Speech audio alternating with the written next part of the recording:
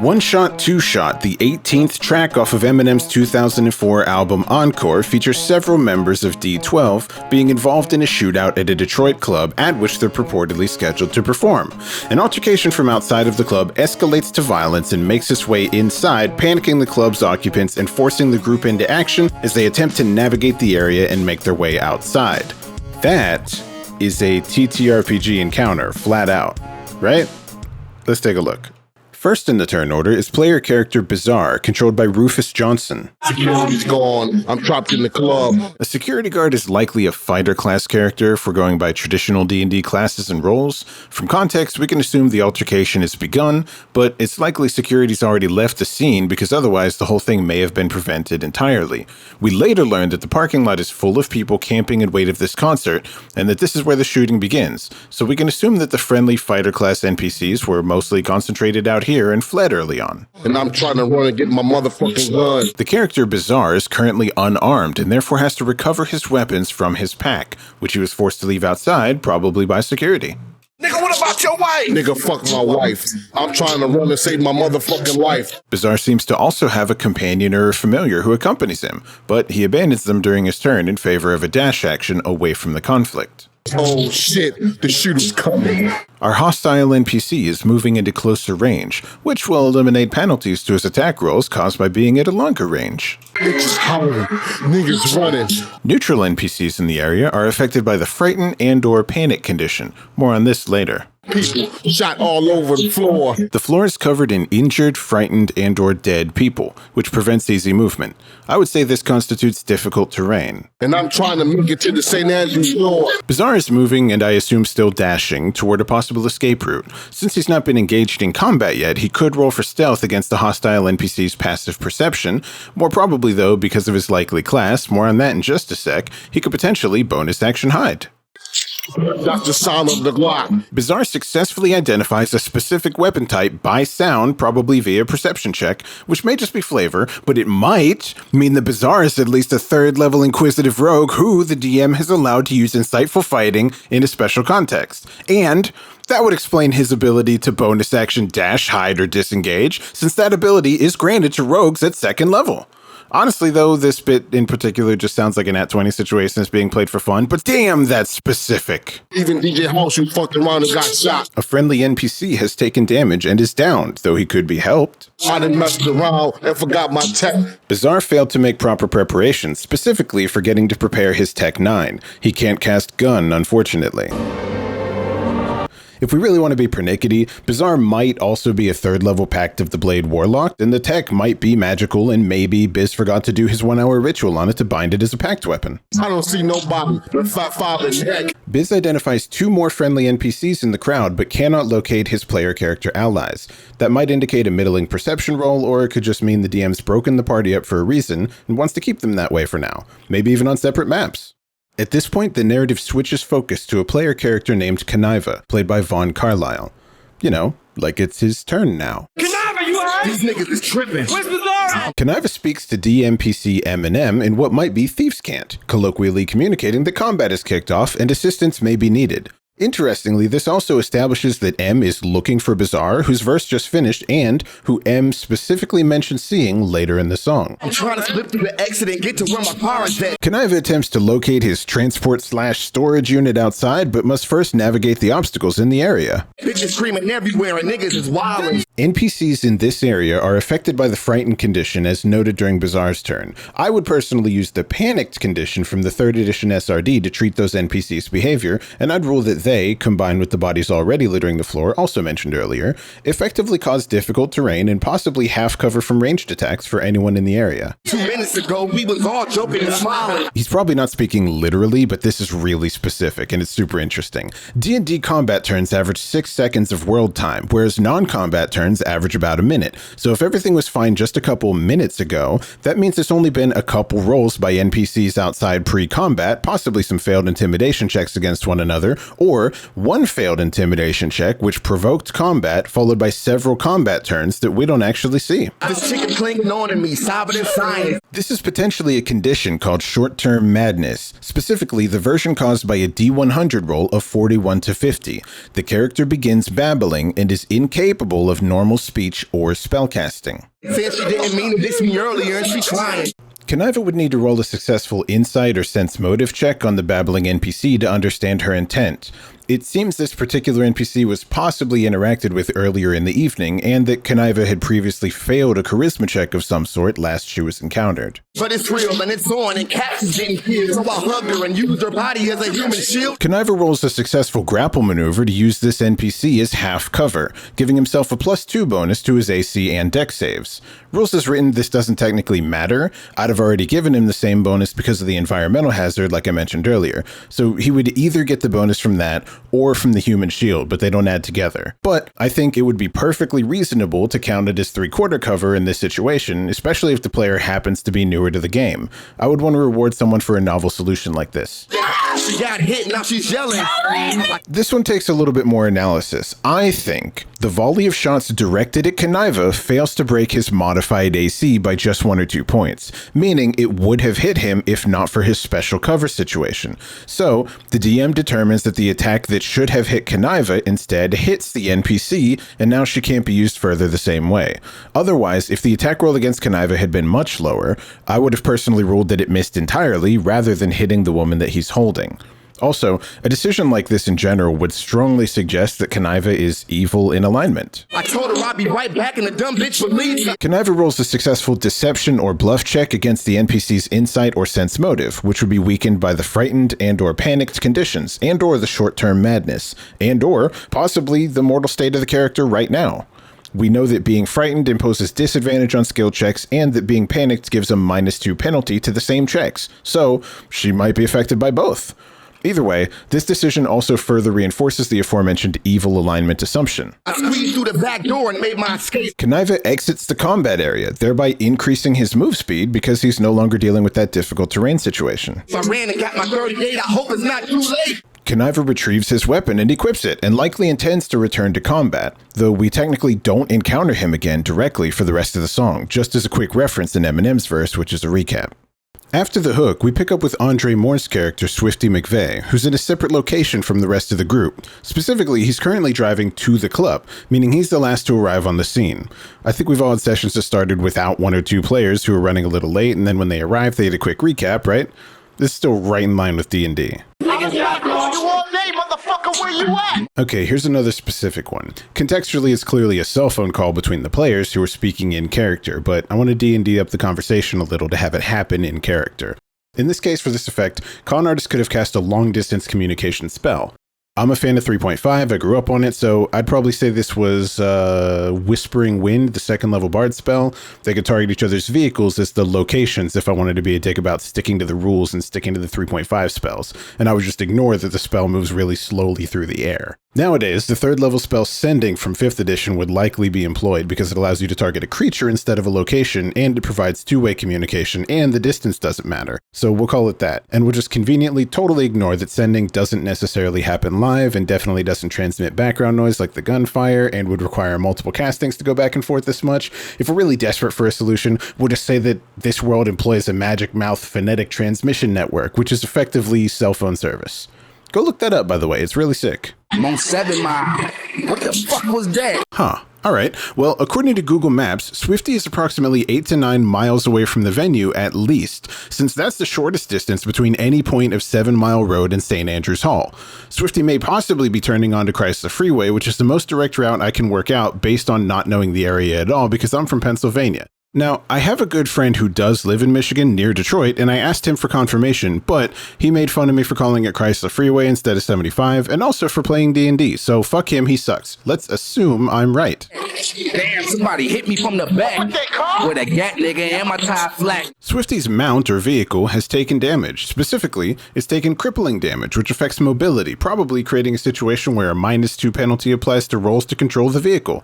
But that doesn't actually matter because... Now just hit a pole. Them niggas some hoe. Based on this line and the timing of the crash sound effect, Swifty still accelerated away from his assailants for a brief time, maybe one more turn. But the crash could be the failed vehicle handling check, maybe a deck save or a con save to maintain concentration, and the crash effectively means his movement speed is slowed now since he's now on foot. Did you hit? I don't know, but I can tell you what they drove. It was a black Mitsubishi Shit, with. that's the click beat from Man, and I was on my way there. So Con Artist here rolls a successful check to recognize a rival association's vehicle based on description.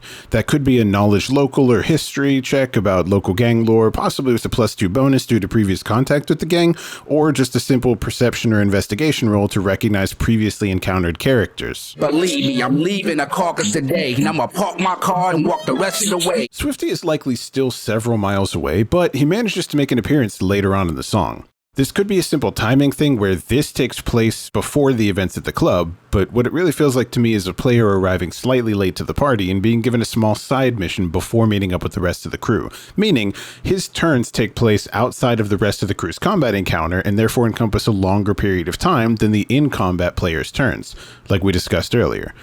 This might be one of the biggest reasons this song feels so much like D&D to me. Well, this and M's verse, which we'll get to in just a second here. Either way, he said he'd park his car, which to me indicates a failed roll to quickly repair the vehicle since he'd already said he hit a pole. But what this line could also mean is literally the player saying he's parking his car down the street and walking the rest of the way to the house right now where his friends are. Layers. I'm in the mood to strut. My AK ain't even tucked. Swifty has drawn his weapon and is making no effort to conceal it. My assumption here is that his assailants have fled the scene though, otherwise the verse would end in combat, and having the AK unconcealed from now on may give him advantage on intimidation checks to avoid being further waylaid. I'ma meet you at the club and go fuck these hoes up. This could all be in-character conversation between the players to inform Andre of the campaign standing while he's on his way to the gaming location. And when he arrives, right now actually, we get a more detailed full recap from Eminem, who is obviously the dungeon master in this scenario. Imagine Andre just walked in. He grabs his character sheet, bag of chips, bottle of pop, sits down, says, "Sorry for being late, guys. I'm here. What did I miss?" And Eminem launches into... Niggas never seen no shit like this in my life before. M gives the party a little hard time over their hijinks. Classic DM. People are still camped out from the night before, sleeping outside the door, waiting in line. NPC camps litter the area outside the venue, like I mentioned earlier. But this is masterful DM skills. See, we're setting a scene for the player who's just now arriving, and we're starting the recap of events outside, because his character is arriving outside and then moving in. So M is revealing this area and the scene in the order that Swifty will see it, and in the order it actually unfolded earlier. Still trying to get inside the club to see D12 perform. The player party has a name. D12, or the Dirty Dozen, is comprised of notable bards who are popular all over the country. In 3.5, bards were like magical rogues, meaning they had lots of skill points to spend and lots of skills to choose from, as well as some magic and decent melee skills, playing a sort of fascinating jack-of-all-trades role in any party. And in 5th edition, they're fine still, but it's likely most or all of the members of D12 and their associates are bard rogue multiclasses due to the frequency with which we see many of them taking actions and dashing or hiding on their turns, which could be the cunning action ability that all rogues acquire at level 2 in 5th edition. The fire marshals know the venue's too small. Alright, more super specific information here. According to an informational PDF from their website, St. Andrews Hall's main stage is approximately 196 inches deep, but there's no dimensions for the whole room, so I'm assuming this drawing is to scale and extrapolating from there by using the stage depth measurement to measure everything else. It does say here on the site that the capacity for the main hall is about 1,000, and the rest of the building plus the balcony is mostly comprised of smaller rooms, meaning People at wall to wall, 3,000 and some odd fans. it's way too full. So, movement's inhibited, -2 on all skill checks and combat rolls. I think that covers it. Some come wide from out the parking lot, gets in an argument over a parking spot. So a hostile NPC arrives and incites violence. This encounter's like a half puzzle dungeon almost. The club would have a no weapons policy, meaning the party was likely asked to enter without weapons and or probably without any equipment, and then DM&M here introduced a combat situation to his weaponless players to see how they'd handle it. That's DM hijinks. Decides the bullets run out and lets the fuel for more. Roll for initiative, combat begins, kind of. If it were my session, I'd have everyone roll initiative and I'd treat the whole encounter like combat, except with the enemies so far away that it would give players just a tiny bit of leeway with their actions. Mister, he's aiming for 6 feet away is the door. Our hostile NPC rolls poorly and misses. Or this is environmental and it's just M letting the players know what's going on outside. St. Andrew's Hall, not a stray flying all over the place, sprays one bitch in the face. Okay, so I thought about this one a lot.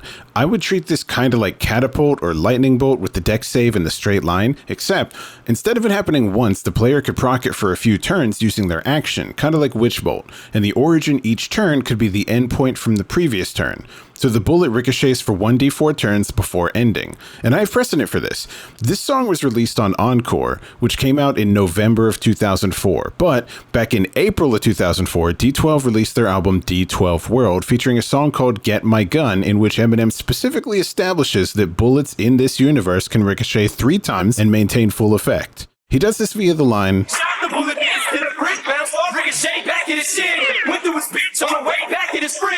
Payback, homie, don't play that shit, it's been to be on. I told you to leave this shit alone, but I'm going to get my own. Great song, and the sound effects through those lines clearly illustrate at least 3 bounces after the initial shot, meaning 4 total turns of 1 bullet flying around. Yeah, I went deep on this one. What? It's ultimately a little less gun bullet and more Yamcha spinning key bullet, but still, you'd use it, wouldn't you? 4 rounds of an attack for 1 spell slot or 1 piece of ammo? I'm getting way off topic. Listen. Another one of them came through the wall before anyone could even hear the first shot go off. The whole party failed their perception check. Damn.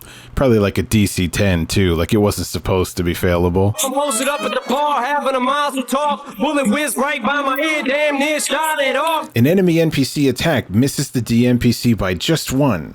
Alternately, M's character has evasion, and since we're considering these bullets and ricochets in effect with the dexterity save, that holds up, don't at me. Either way, M's character is clearly the DM's self-insert, who's there to keep things from going too bad and or keep things going in the right direction, which would make sense if his players aren't very experienced. He gives a lot of leeway on technicalities, and the characters are all a little OP for this kind of an encounter, but they still struggle a little with it.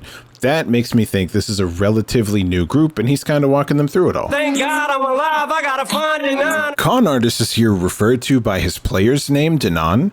This is an example of why I think M is the dungeon master setting a scene. He's talking about the players by name because he's talking to the players directly. Now where the fuck is Vaughn? He usually ducks one on him. Kaniva, also referred to here by his player name, Vaughn, seemingly has a history of asking to secretly conceal a weapon via sleight of hand check.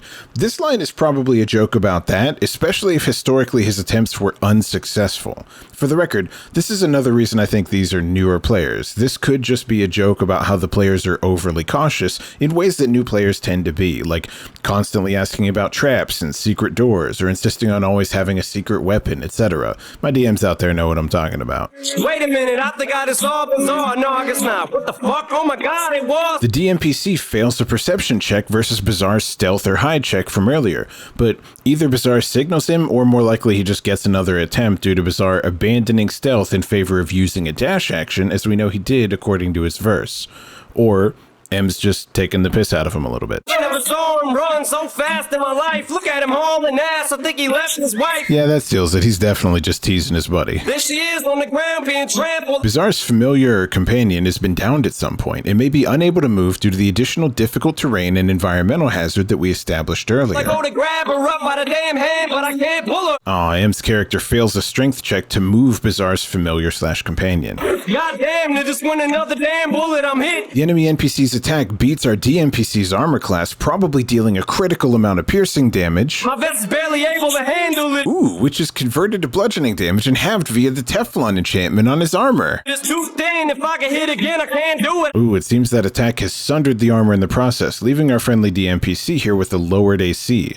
Or, the Teflon enchantment can only be activated once per long rest. Either way, bad news. I scoop D, follow Bizarre's path, ran through it. The DMPC passes his second strength check to recover Bizarre's familiar, and then uses a bonus action dash to retreat, like any good multi-class rogue would. Made it to the front door and collapsed on the steps. The DMPC has reached his movement range. It could be that collapsing on the steps is the result of having actually taken damage from the bullet a moment ago, but More likely, this is just him having filled his role for the moment by saving his players' assets, and now he's telling them, hey, M isn't helping in combat, he's collapsed on the steps, it's your turn. That makes more sense to me as DM non-interference behavior, well, relative non-interference behavior. Looked up when I seen Swift shooting it out. And here we are at the climax of the action, and we've beautifully circled around the whole encounter to arrive back at the moment we hinted at earlier. Swifty McVeigh is brought into combat now that his player Andre has arrived in real life and been brought up to speed.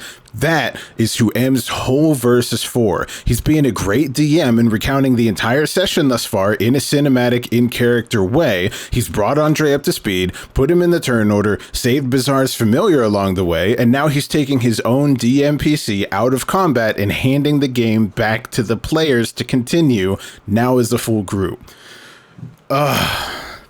That is good tabletop right there. That was the best RPGing I've seen in 15 years. Alright, let's keep going. But I can't see who we shooting it out with. Our DMPC fails a perception roll to locate enemy combatants, but that's probably just to gently encourage the players to investigate that themselves. Maybe there's a story hint in who is actually shooting at them. But the nine's right behind him, squeezing his full fit. And to cap off M's verse, he also establishes that Swifty is near Con Artist, who Swift was on the phone with earlier in the song, tying them together at this point in the encounter, likely because their players are close in real life and this is a way to keep them more comfortable, especially if one is a more experienced player and the other one needs help more often. They're possibly also close in the turn order, but critically, this establishes that the split party is all coming together now, since this is where Bizarre passed through, M is here, he brought Bizarre's familiar here, Conniva earlier said he snuck out the back door and this is the front, but he probably can't go back through the back door anyway, so this is where he'll make his way to as well. This is the regroup. After another hook, we pick up with Con Artist, played by Denon Porter. This segment is interesting because it seems to occur at a later date completely. It's not concurrent to the original combat encounter. It's also interesting because we heard from him earlier in the song over the phone during Swifty's verse, and that happened chronologically immediately before the encounter at the venue, meaning Con was present at the venue, but his verse doesn't take place until after, in another time and place entirely, even though Swift was the one who was not yet present during the start of that encounter, and his verse happens during the main event. I don't know, big shrug. Friday night, came to this bitch right, big ass in my left hand, there's an eagle in my right. Con Artist has his weapon drawn rather than concealed, which may give him a bonus to some charisma-based rolls like Persuasion or Intimidation or Bluff if you're in 3.5. Additionally, the big ass in his offhand likely belongs to a companion NPC, meaning this is taking place well away from the confusion of the St. Andrews Hall combat situation. Otherwise, I assume such a companion would have been mentioned at that time, as was the case with D and Bizarre, and Con was mentioned at the end of M's verse, so that's when this companion would have been mentioned had they been present. Also, I'm going to say in this case, it's firmly a companion and not a familiar for reasons that should be obvious. I ain't come in this bitch to party, I came in this bitch to fight, although I can't sit here to fight cause I'm popping in tonight. Con Artist seems to have come to this location in search of combat, likely retribution for the previous conflict. In a game like Blades in the Dark, this would probably make this encounter harder by a measurable amount, since the recent conflict would have his opponents more on guard, and or considerable heat would be on the D12 adventurers.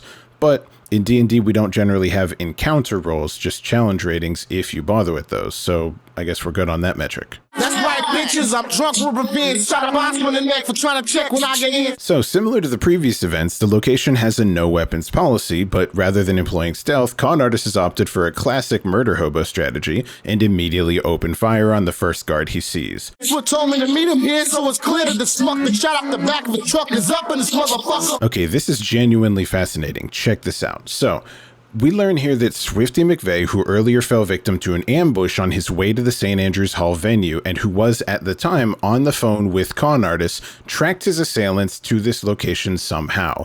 We know that this is later, so it's probably not a survival check to find tracks or something silly like that, and it's not as clear as a knowledge roll either, since that would turn up any number of possible results. He'd most likely be using gather information if this is 3.5, or if it's 5th edition it'd be insider investigation. I'd lean toward the second one. Either way. lie. He's imparted that knowledge to the rest of the party, or just to con artist and Proof. At the very least, Swifty and Con arrange to party up here and confront their rival NPCs. Now, IRL, that could be indicative of Connive and Bizarre's players needing to leave by the time Swifty could arrive, or shortly thereafter, leading Swifty, Con artist, Proof, and Eminem to do some wand waving and continue the encounter at a later time in-game. I really enjoy seeing how some stuff in narratives like this could be considered in-game versus metagame, and I just thought this provided a really fascinating example of how, especially in TTRPGs, the things that happen in the game can be heavily influenced by the things that happened outside of the game. So one shot for the money, choose to stop the slow, third for the mark. So Con Artist takes another attack action against a probably not hostile NPC, definitely a chaotic evil character, but it works toward his next move. I'm gonna call that an intimidation check here against the whole room, probably with advantage because he's armed and just opened fire on 2 unarmed NPCs. And it works because the rival NPC they're looking for fails his will save or his deception check, succumbing to the intimidation and choosing to flee, or being forced to flee, as with a dissonant whisper spell or the panic condition we discussed earlier. And this triggered Proof's held action to shoot whoever ran. And that's it, that's the song. As you can see, gangster rap is obviously just D&D with extra steps. I don't know why anyone's confused. If you love TTRPGs and rhyming, it's not hard to find both put together. But let me make it easier.